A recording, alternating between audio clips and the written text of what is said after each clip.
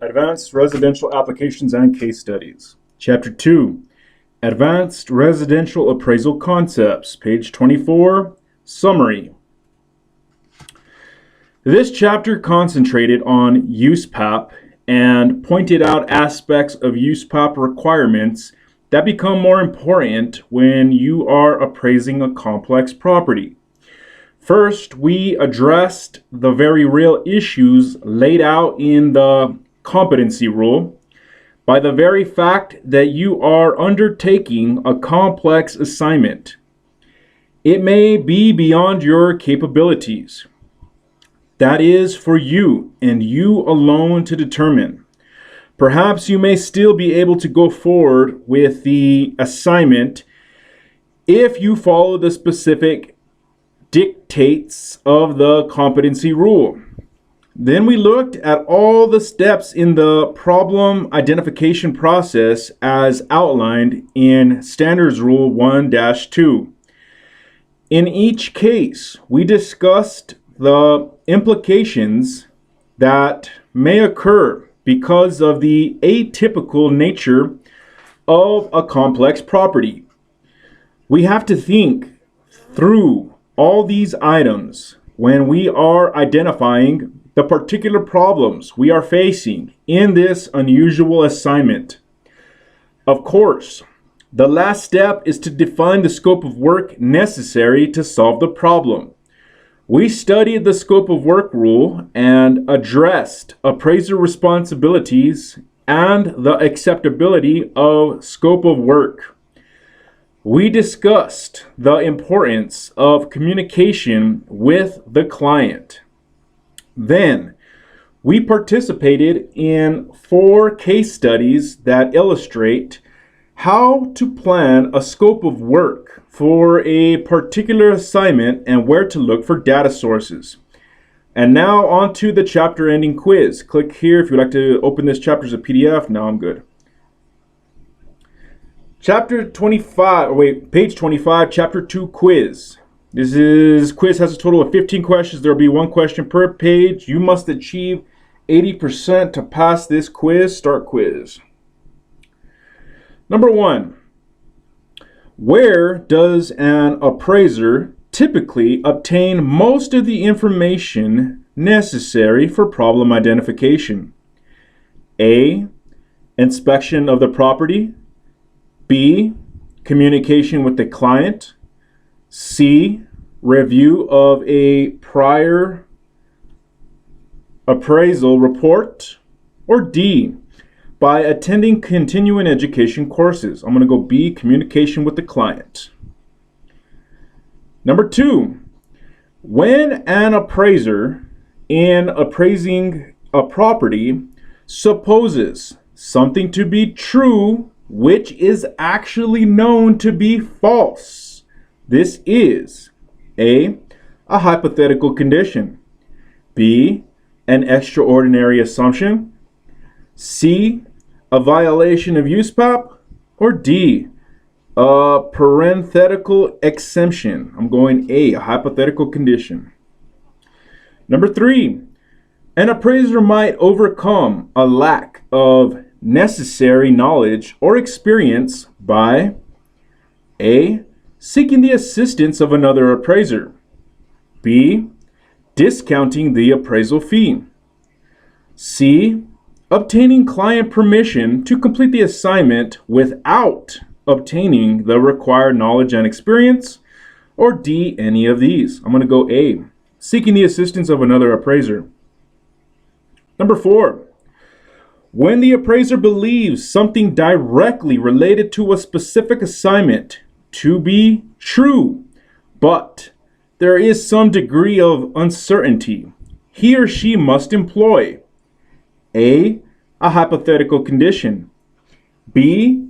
a known assignment parameter, C. an extraordinary assumption, or D. an emphatic unknown. I'm going C. an extraordinary assumption.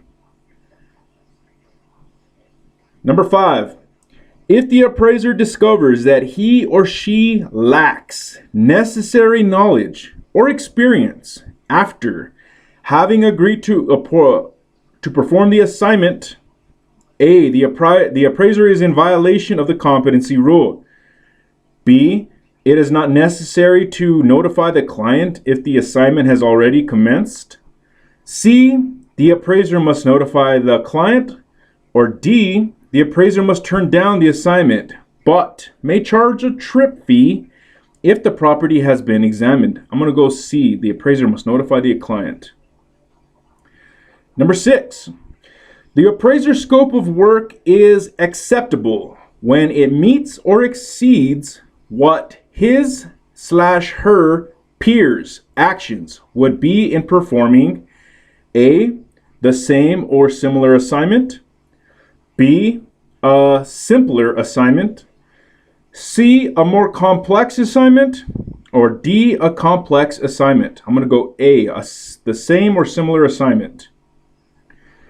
Number 7, the 5 basic rules of USPAP, which cover all appraisal and appraisal review assignments, include all the following except A, jurisdictional exemption rule, B, competency rule, C, confidentiality rule, or D, scope of work rule. Okay, now this one's going to be a challenge.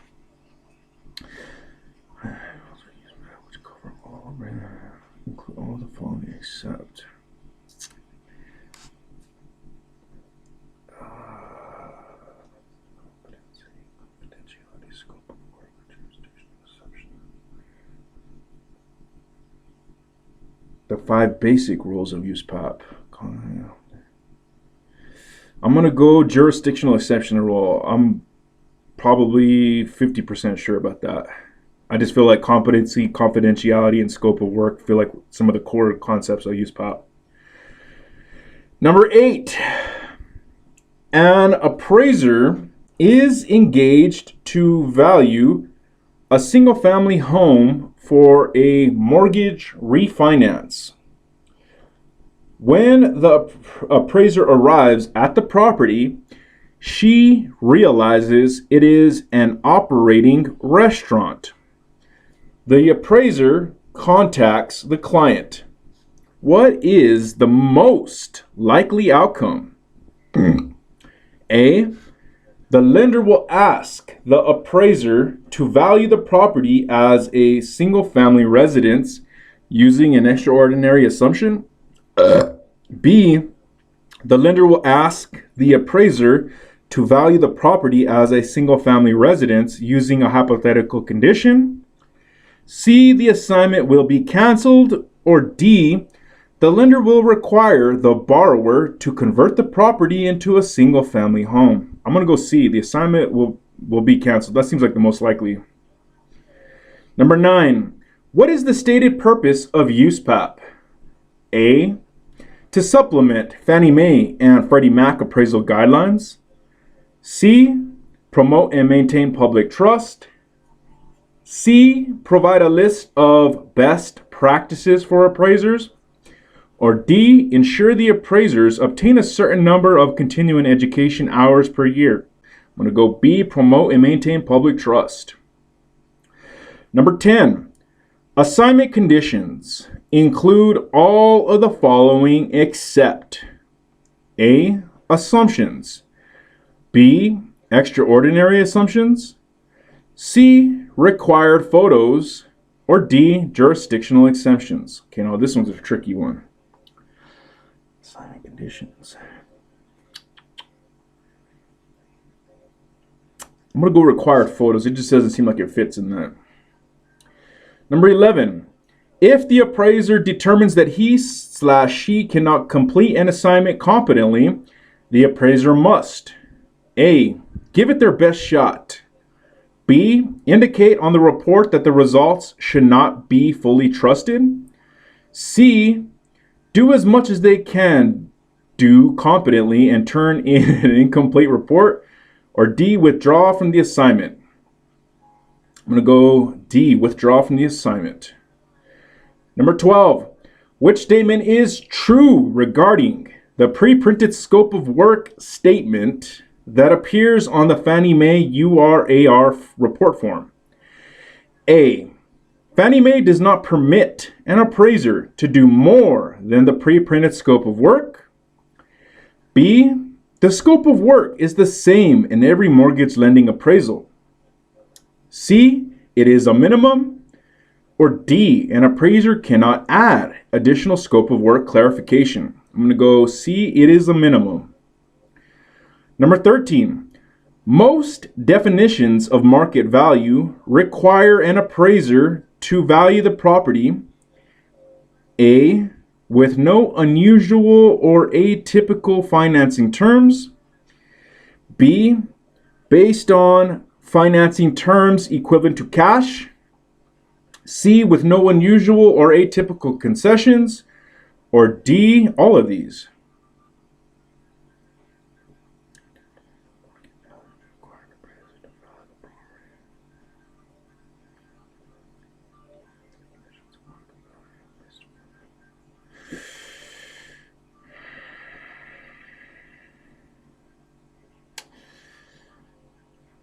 I'm going to go all of these. That one's a tricky one. I might get that one wrong. Number 14.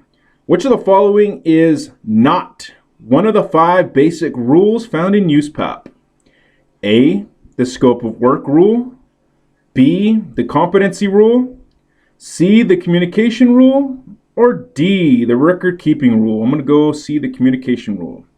And lastly, number 15. Which statement is most likely true regarding a property that is sold with special low interest below market financing? A. Its sale price and its market value should be the same. B. Its sale price will probably be lower than its market value. C. Its sale price will probably be higher than its market value. Or D. It is not legal to sell a property with special below market financing. I'm going to go C. Its sale price will probably be higher than its market value. Assessment completed, finished. You scored a 93.3%. Good job. So remember, number 1, where does an appraiser typically obtain most of the information necessary for problem identification? You said communication with the client, and that was correct. Number 2, when an appraiser, in appraising a property, supposes something to be true, which is actually known to be false. This is, you said, a hypothetical condition, and that is correct. Number 3, an appraiser might overcome a lack of necessary knowledge or experience by, you said, seeking the assistance of another appraiser, and that is correct. Number 4, when the appraiser believes something directly related to a specific assignment to be true, but there is some degree of uncertainty, he or she must employ, you said, an extraordinary assumption, and that was correct. Number 5, if the appraiser discovers that he or she lacks necessary knowledge or experience after having agreed to perform the assignment, you said the appraiser must notify the client, and that was correct. Number 6, the appraiser's scope of work is acceptable when it meets or exceeds what his/her peers' actions would be in performing. You said the same or similar assignment, and that was correct. Number 7, the 5 basic rules of USPAP, which cover all appraisal and appraisal review assignments, including all of the following, except, you said, the jurisdictional exemption rule, and that was incorrect. The correct answer was the confidentiality rule. There is no confidentiality rule. It is a section of the ethics rule. I'll be damned. Number 8, an appraiser is engaged to value a single-family home for a mortgage refinance. When the appraiser arrives at the property, she realizes it is an operating restaurant. The appraiser contacts the client. What is the most likely outcome? You said the assignment will be canceled, and that was correct. Number 9. What is the stated purpose of USPOP? You said promote and maintain public trust, and that is correct. Number 10. Assignment conditions include all of the following except. You said required photos, and that was correct.